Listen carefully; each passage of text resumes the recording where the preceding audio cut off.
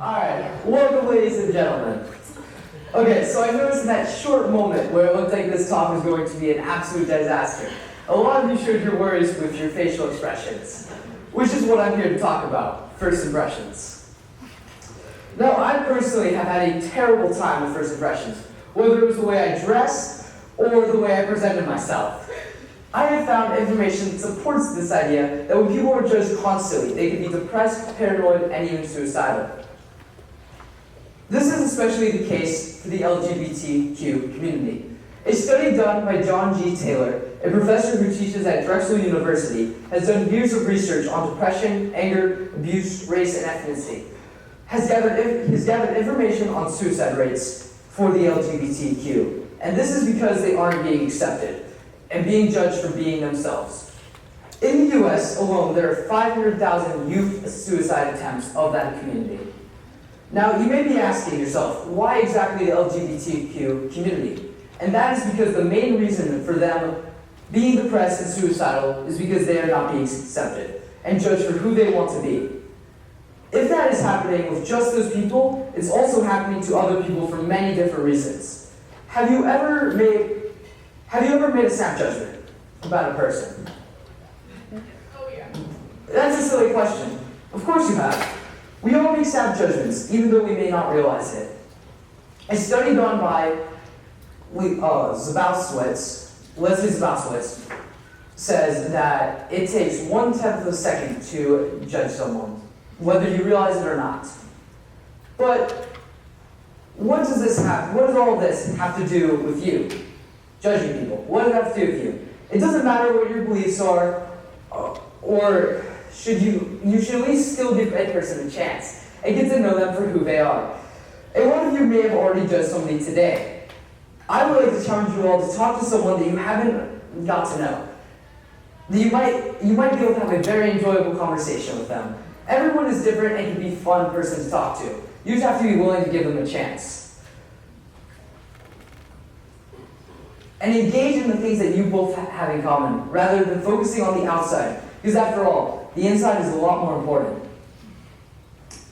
Now, something that makes absolutely no sense to me is why people have the urge to be disgusted when they see someone on the street wearing sloppy, stained, or even wrinkly clothes. Not to mention the treatment to those people. A beauty company named Allure conducted a survey asking people if they think that people who dress nice and more attractive get treated better than the people who don't. Now, 60% said yes, and this is out of 2,500 people. But why does how they dress have anything to do with you, especially if it is a stranger? The answer is almost always going to be no. Every time I bring the subject up, I get the same answer, because you should want to look presentable. But what do I want to look presentable for? To impress people? To personify myself as a neat person? But what if I'm really uncomfortable in jeans? I'm going out for a family dinner, and I don't want to wear jeans for 2 hours. I would much rather wear sweatpants, but it's frowned upon by societal norms. Now, can I have all of the adults raise their hands if they felt self-conscious in the terms of being concerned on how you looked to other people as a teenager? Now, can I have everyone who... Now, can you raise your hands if you believe that your kids are self-conscious? And finally, can I have all of the teenagers and or kids raise their hands if they feel self-conscious? Alright. Now, as you can see, this is a problem, as a majority of you have raised your hands. This has been going on for quite some time. And I believe the key to stopping it is to not judge people over these types of things. Because if people aren't being judged, they have a lot less to be self-conscious over.